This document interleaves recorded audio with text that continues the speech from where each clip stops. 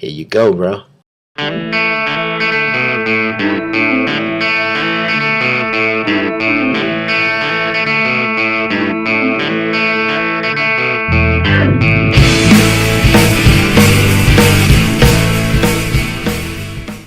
What up? Welcome to another edition of 22MW. My name's Tony. I'm coming to you from EBK Studios. Today I'm joined by my brother Kurtis. Kurtis, Guns N' Roses are playing at the Georgia Dome tonight. Do you even consider going to something like that? Or I did consider it, but my wife had already made plans for this night.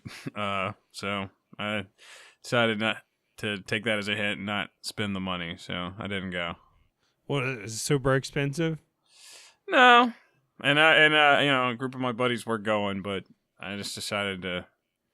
I like smaller venues for concerts. The bigger ones are not really my thing, but it probably would have been cool. I don't know. I might have been disappointed. But as someone that loves live music, that seems like one of the bands you should see, right? Yeah, You've never seen them before, right?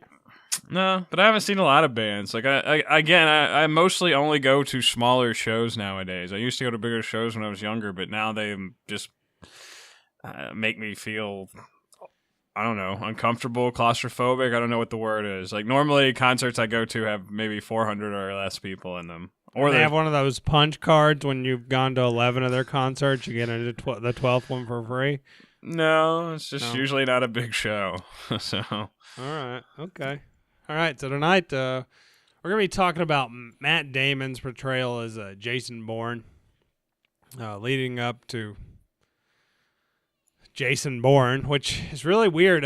Like I was looking to buy tickets for tomorrow, and every theater on Flickster is calling it the Bourne Betrayal, which is the fifth book. Oh, okay, that's weird. But yeah, it's really weird. I thought. Anyways.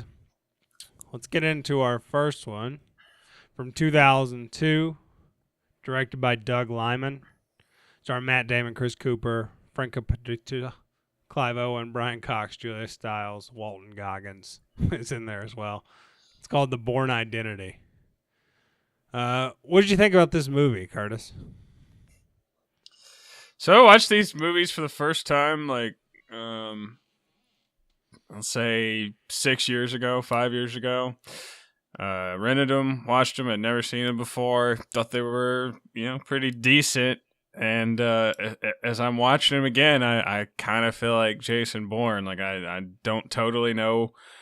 It seems kind of familiar, and I know that Matt Damon's in it, but I'm not sure what he's doing. And I kind of remember that scene maybe after it happened. These movies are just so forgettable. I finished these a week ago, and because you kept delaying this episode, I honestly have already forgotten them again for the most part.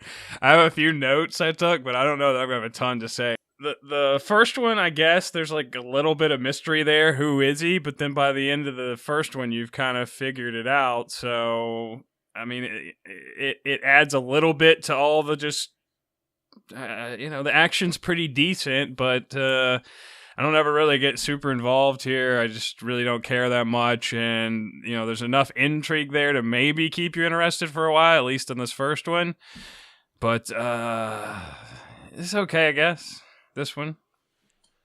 Yeah, so I remember right before The Bourne Supremacy hit theaters, one of my buddies asked me to go see it with him. So we checked this one out the day before. And I remember thinking it was pretty cool. And we went to go see The Bourne Supremacy or whatever. And then I had never watched it again until recently. I probably started these a week ago. As Kurtis said, I kept moving it back, unfortunately.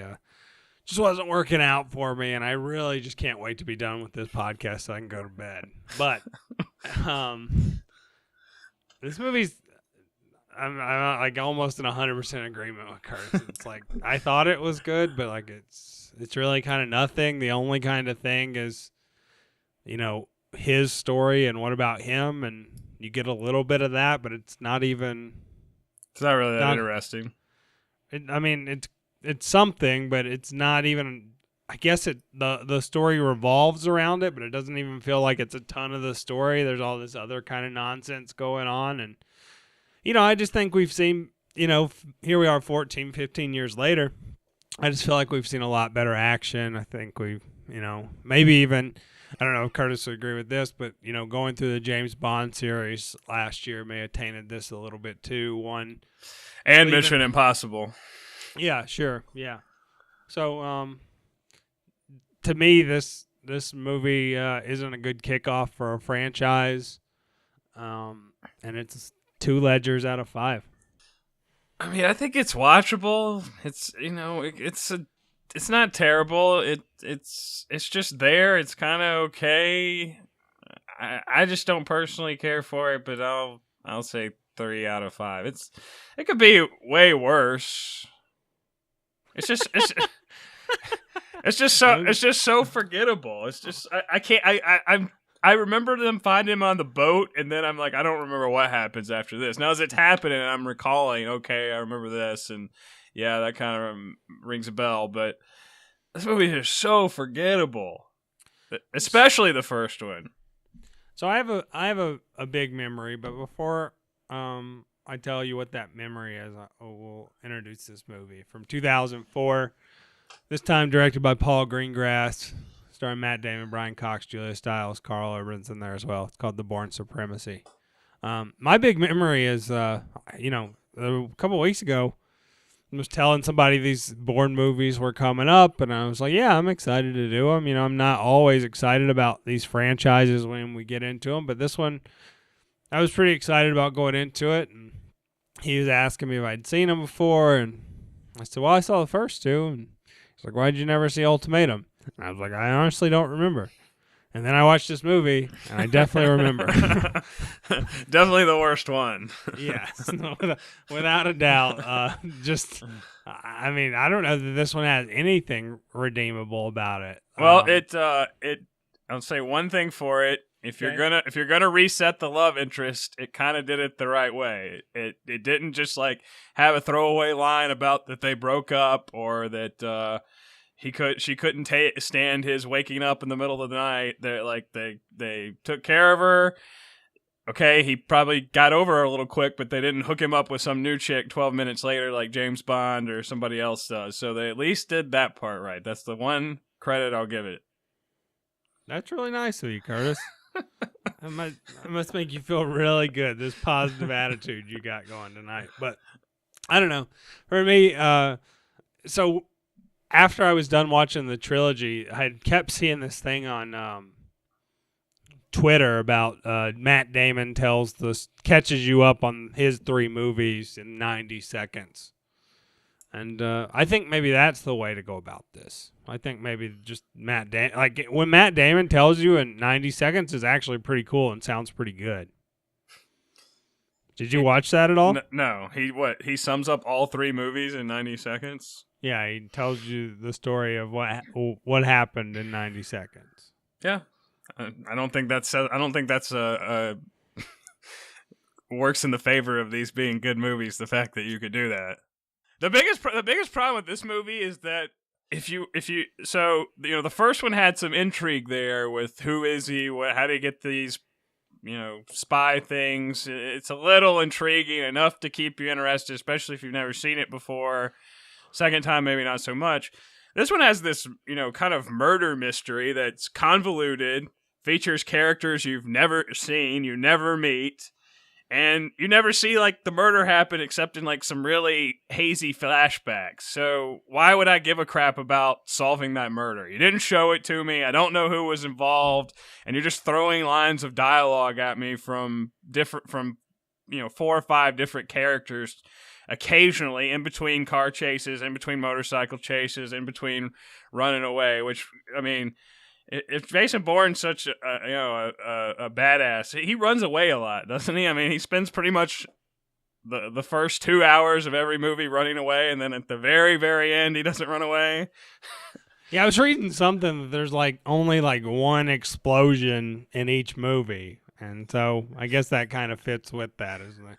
They just kind of write it to this big come together scene at the end or whatever.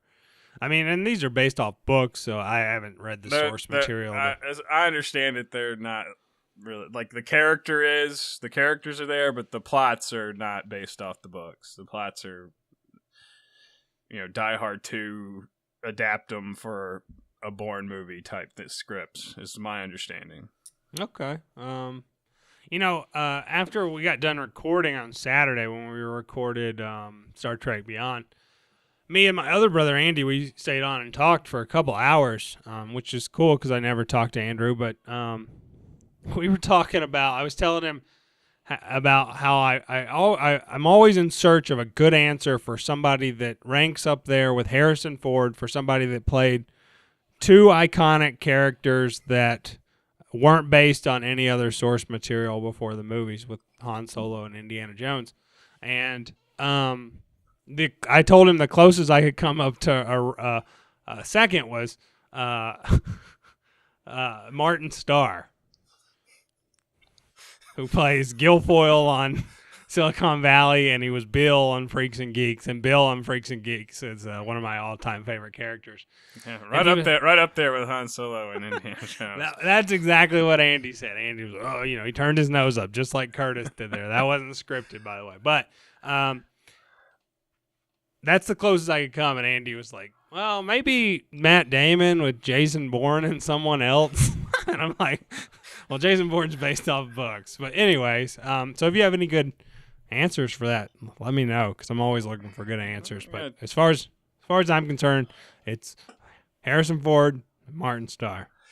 What about Jason Lee as Binky and Brody? Yeah, that's pretty good, but I still put Bill Foyle, as I call him, above. I think it's interesting that if they had decided to reboot this series instead of continuing it with the fifth movie, like Matt Damon is now old enough that if they rebooted it, because now actually maybe he's not old enough. Like if they started this today or rebooted it today, the actor playing Jason Bourne would have to be at least 45 years old, because now every action star is like an old dude. So yeah. It's like, it would be really weird that like if they rebooted it 16 years later, and then they're like, sorry, you're not old enough to play the character that you played 16 years ago, or you're just barely old enough. I think he's like 45 now. But it's actually kind of similar to Major League Baseball. Like, you always see these pictures of Babe Ruth and this video footage of Babe Ruth, and he looks real old and grumpy, and then you have a young buck like Barry Bonds, who comes in and he's got a normal size head, and then by the time it's all done, his head's huge, right? Matt Damon's head gets huge as these movies go along. Yeah, I would say so. But I think that's, he always makes the women he's with cut their hair and dye it, so that's how he disguises himself, as he makes his head get bigger. Oh, okay. All right. I was looking for an explanation there. I'm glad that got figured out. Eats a couple double cheeseburgers like Rosemary Pike and Gone Girl. Yeah. I don't know what the deal with his head is. And I kind of Googled it to see if that was a thing, but I didn't really find a lot of people talking about it. But it's pretty obvious if you watch them back to back to back. And then in the third one, they keep showing that picture of him from the first one or whatever. He looks really young in the first one. I mean, for a guy who, still looks pretty good for 45, way better than like when I'm 45, is he definitely has aged since the first one for sure. As people tend to do. 1 Romero out of 5. I guess 2 out of 5 just for that, love reset, doing it the right way at the beginning. 2 out of 5. Okay, that's interesting that one hit on one of your pet peeves, because this next one does one of mine. From 2007, directed by Paul Greengrass, starring Matt Damon and Julia Stiles.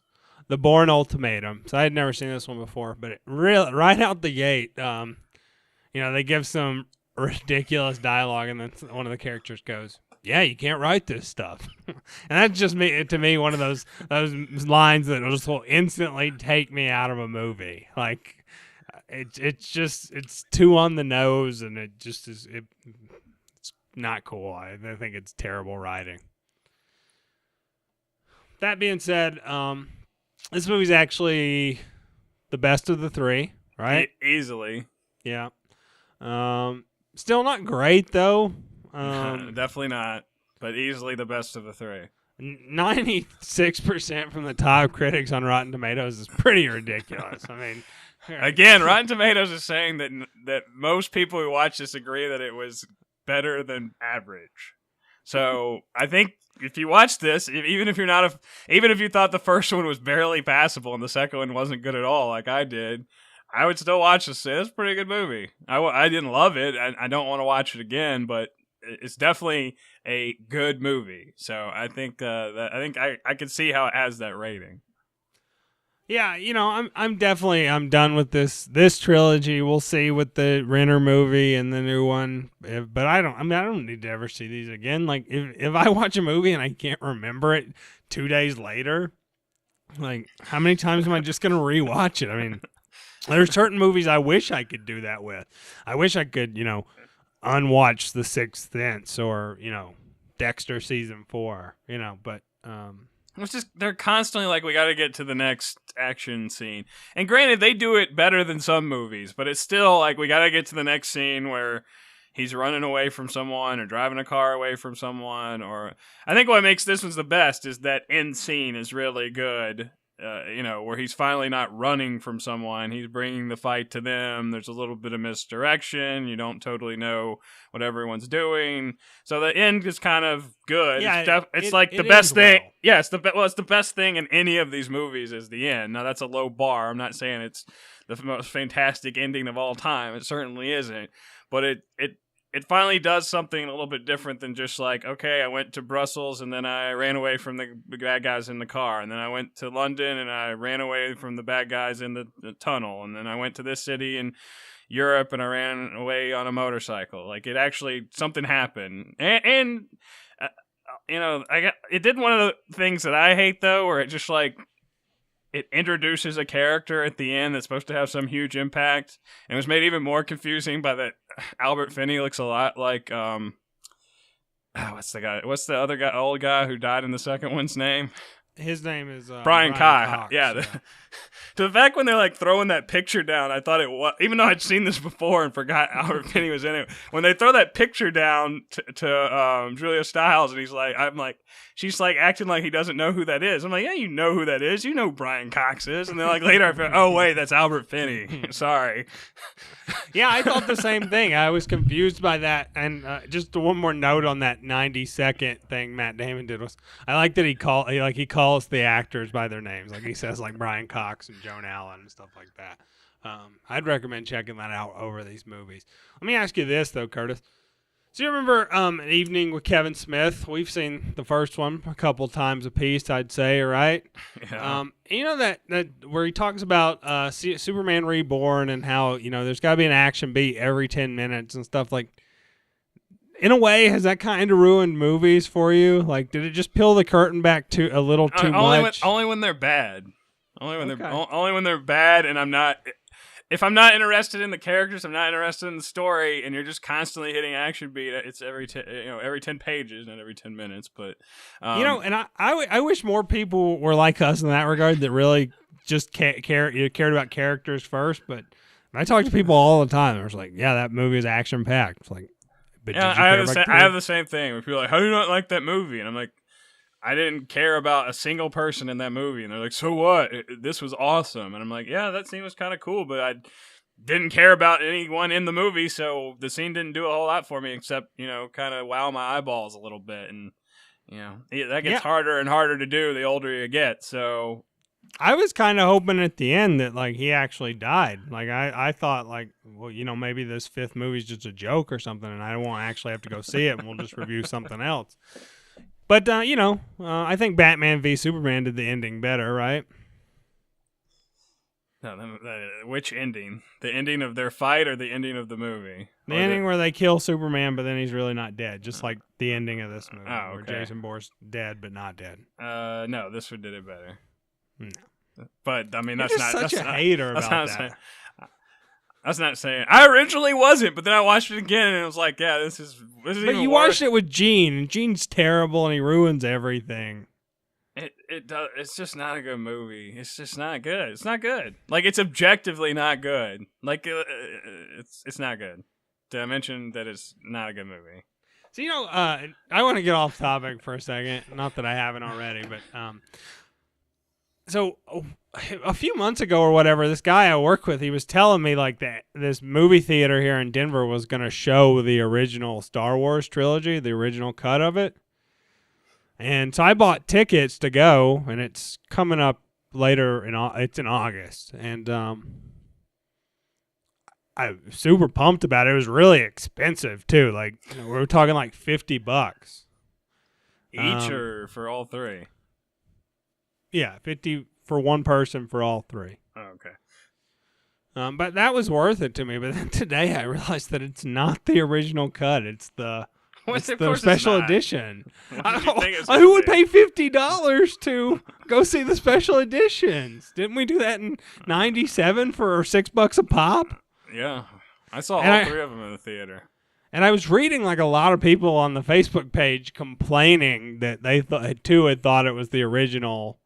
And one guy, like, and it's like his profile picture was a stormtrooper, and he's like, if you don't love both cuts, you're not a diehard Star Wars fan. And I'm just like, what?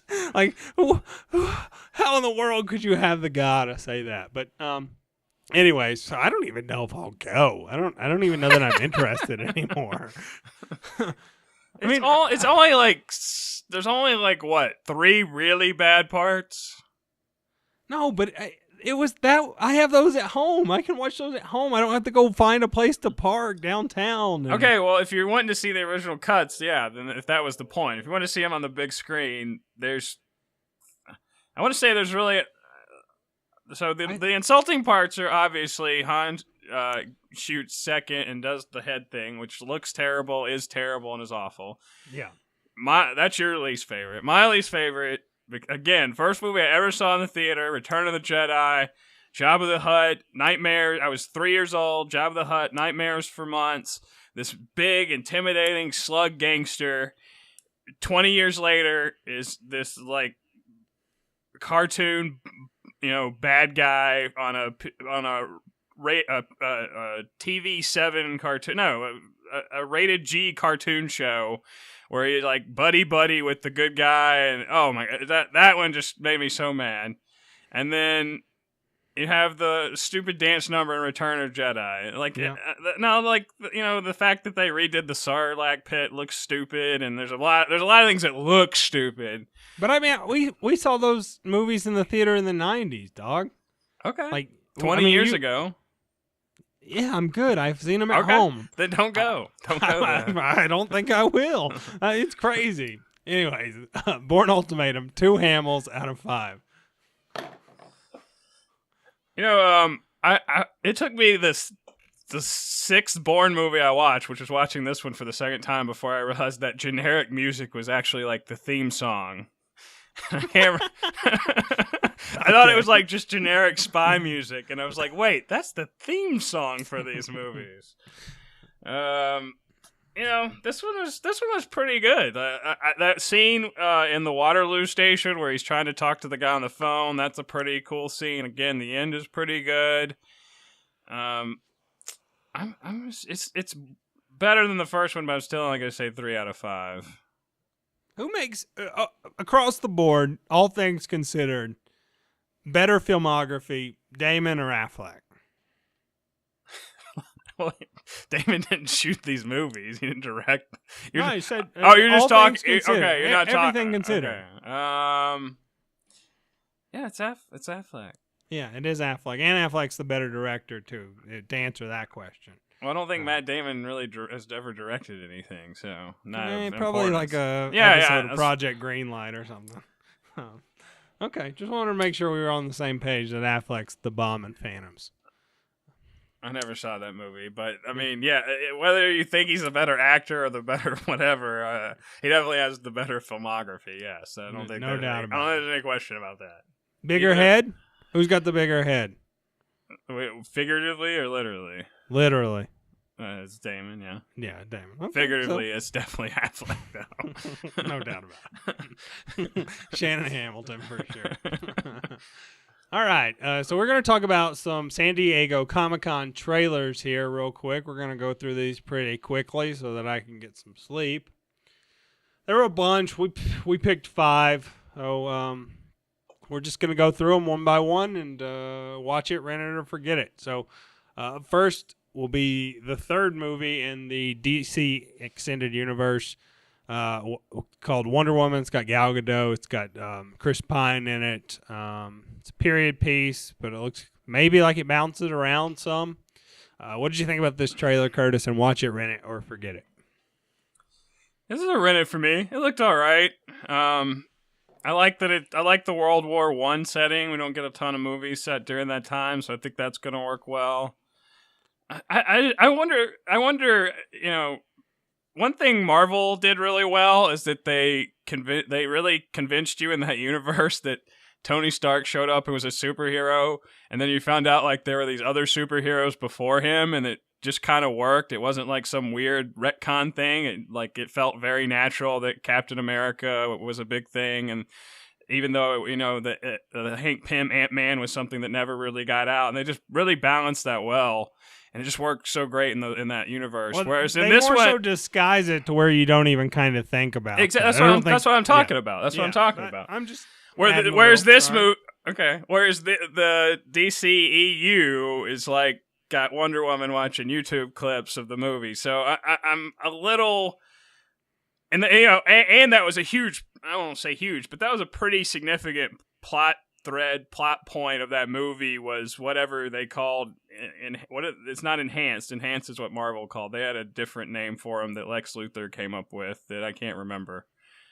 It was basically I think they call them they use the same word on Flash and Arrow and all those. I can't remember what it is, but it's basically superheroes and or people with special abilities, whatever you want to call them. I just don't know that they're going to handle it as well, that these characters... It seems really weird in Suicide Squad, right? Because there's like 20 of them, and they all have like crazy abilities. And apparently they've been in jail for a while, and I don't know. I just don't know how well they're... We'll see. They're like we'll see. Minors.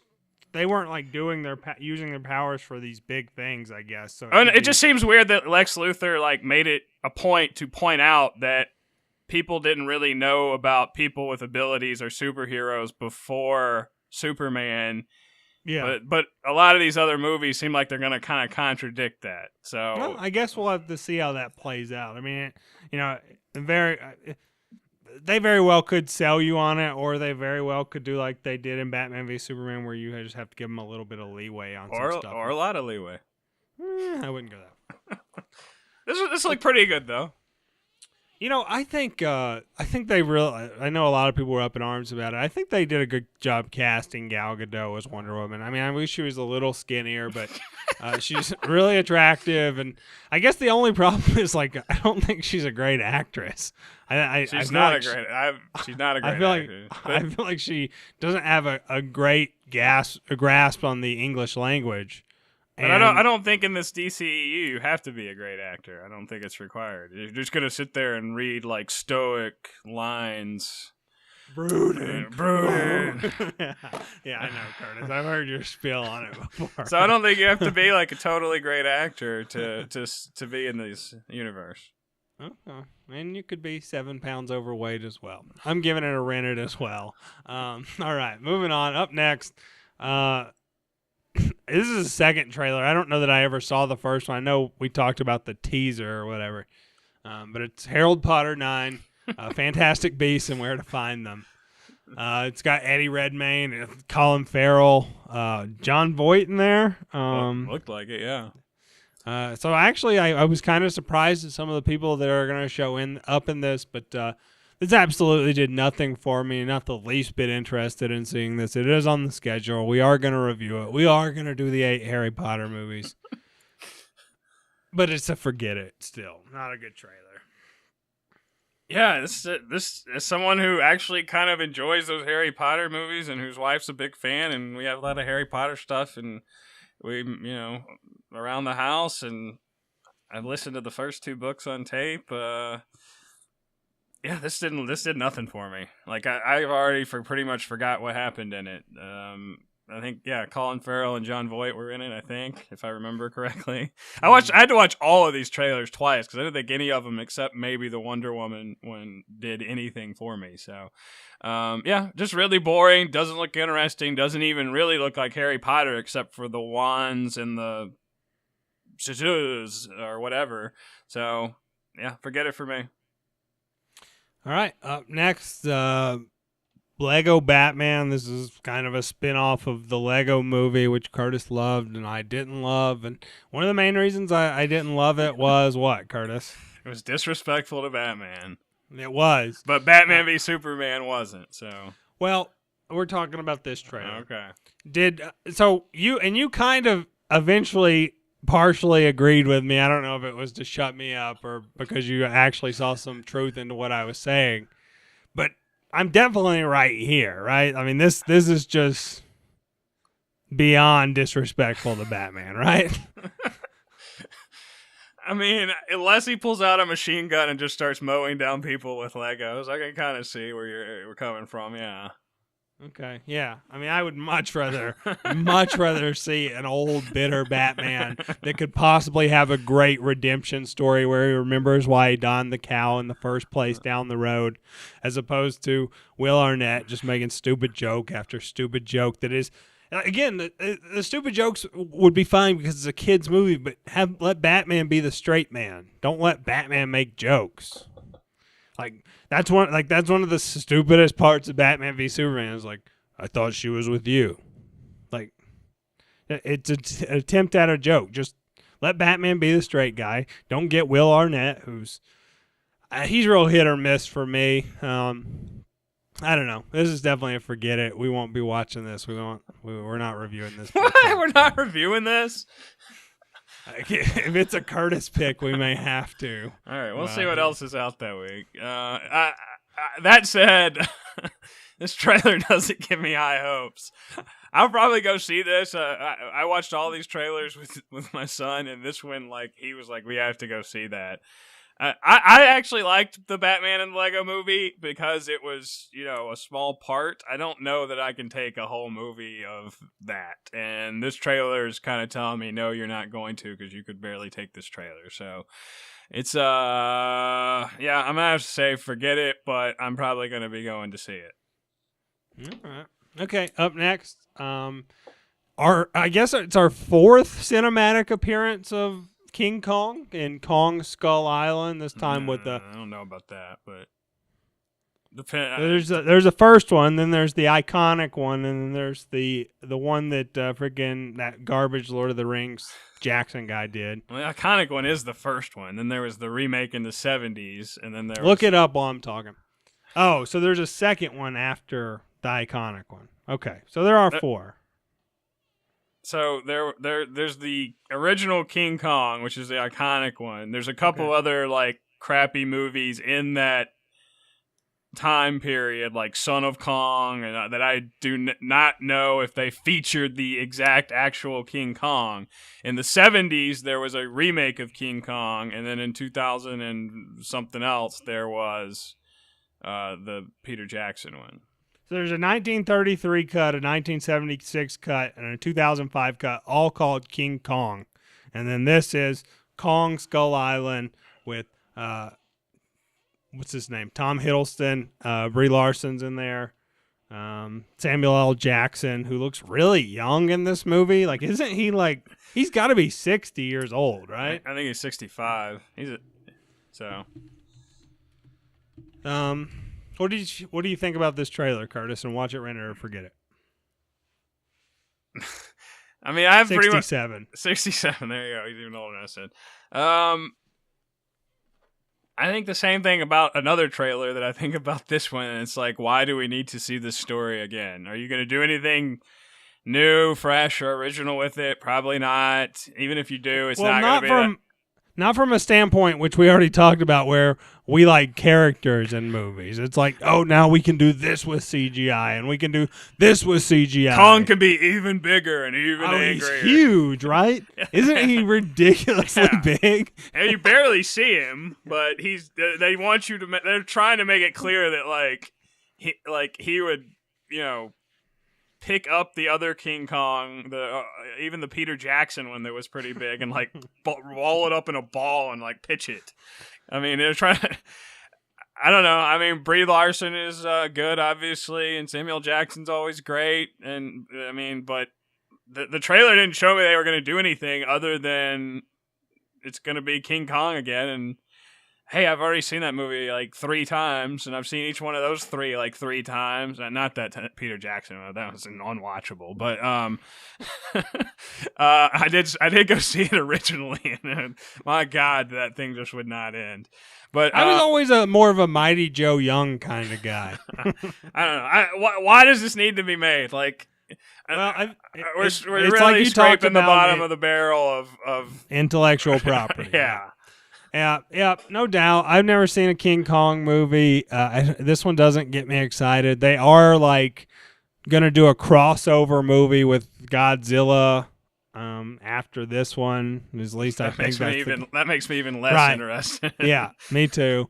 I mean, I do the Godzilla from the recent movie. Yeah, exactly.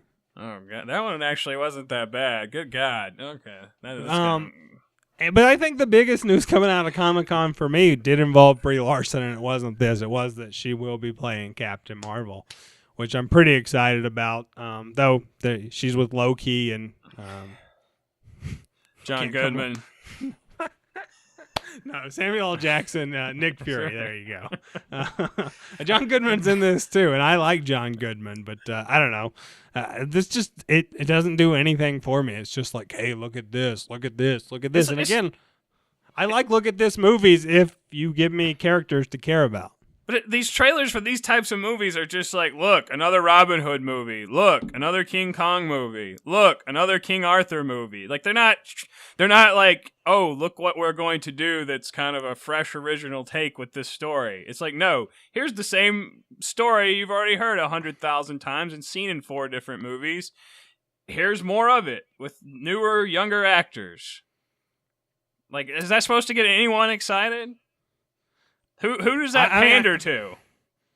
Who's sitting around saying, like, I really would want to watch King Kong, but it's 10 years old. If only they were making a new one, I'd rush to the theater to see it. Or I haven't seen a new King Arthur movie in, like, 12 years. Like, what's going on? Like, I'm just sitting here, Hollywood, waiting for you to show me a trailer that says, new King Arthur movie coming. You know, stroke you a check. Adam Carolla always says this thing, and he always uses the same movie as an example. He's like, you know that Will Ferrell Land of the Lost movie? He's like, there's 2 schools of thought. If you're familiar with the show and you know it's a pile of unoriginal bullcrap, or you've never heard of it and don't care. I totally got the Ghostbusters thing. There are people sitting around saying, I want another Ghostbusters movie. People have been saying that for Star Wars forever until George Lucas made the prequels, and then they shut up for a while, and then they started saying it again.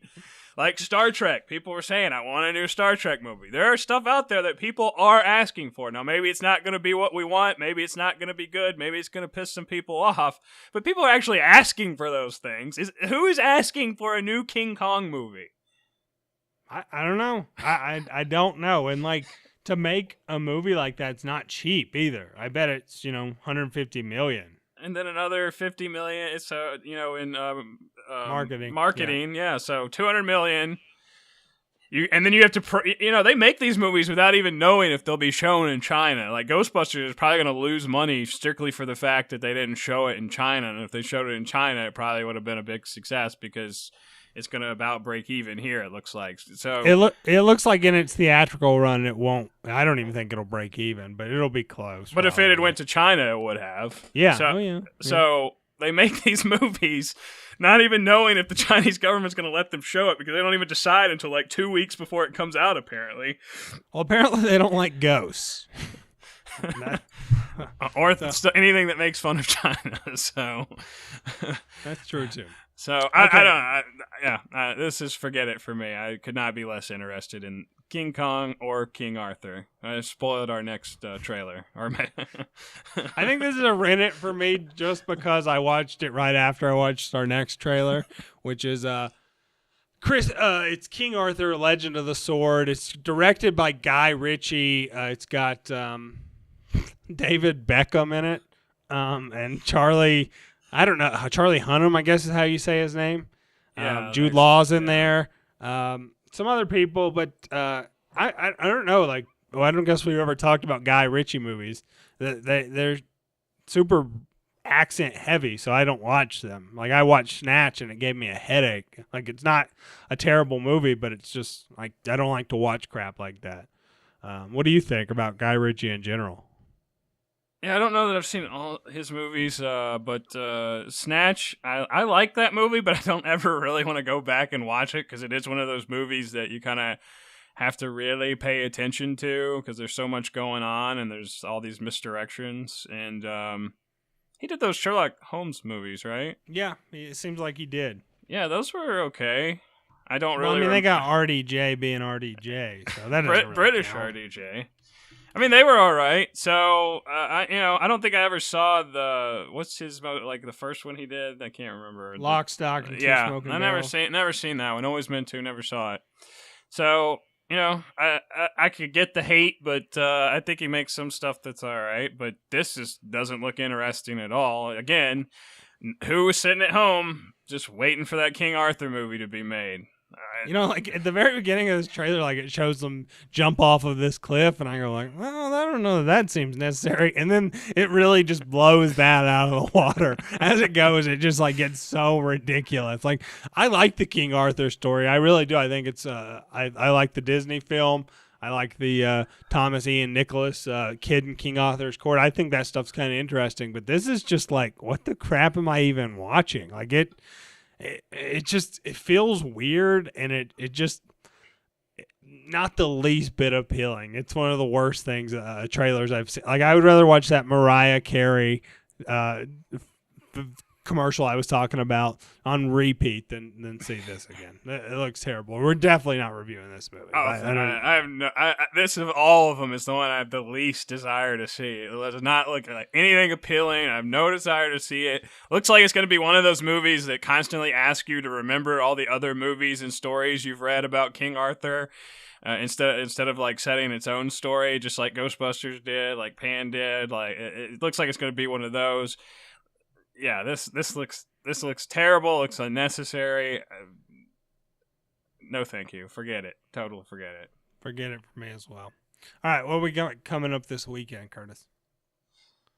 Well, I mean, we were so stoked about the Jason Bourne movies reviewed today. Thought we'd take a look at a couple more.